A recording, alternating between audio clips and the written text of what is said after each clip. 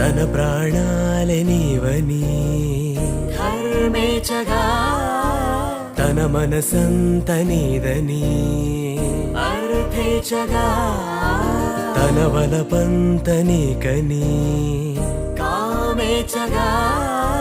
అవధులు లేని ప్రేమకై మోక్షేచగా